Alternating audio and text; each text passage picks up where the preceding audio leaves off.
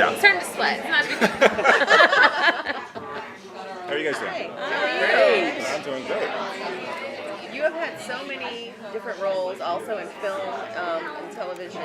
What was there about this particular role that drew you most to this particular character, or was there another character that you had auditioned for? No, this was it. I mean, I've been very fortunate in my career, very, very lucky, and I think the thing for me before I started this was I was taking a look at the things that I've done, and I felt I was a little exhausted for playing guys constantly in suits and ties. Because if you know anything about me, that's the farthest thing from my own personality. An outdoors kind of guy. I love the gym. I swim. I ride bikes. So very physical. And this was a guy, finally, the first character in a long time that was also really physical. And so that's what kind of drew me to him.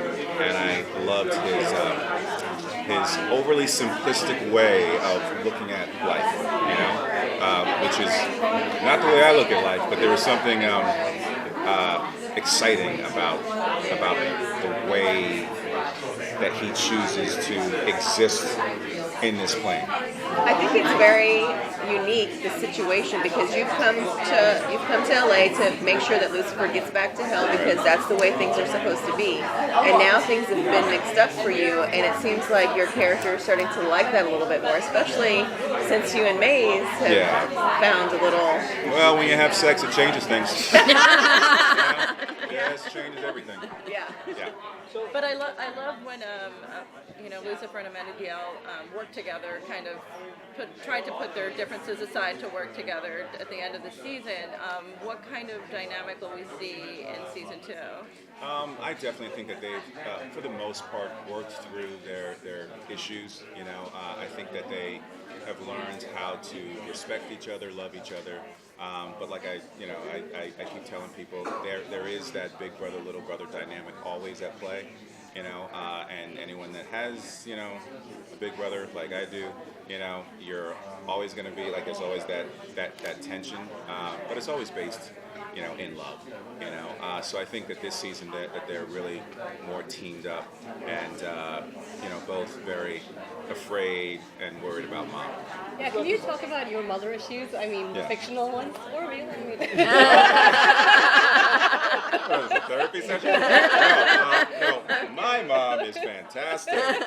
And even if she wasn't, I would never say it in front of all these My mom cameras. is fantastic. Lucifer and Amenadiel's mom, she's a very complex celestial being.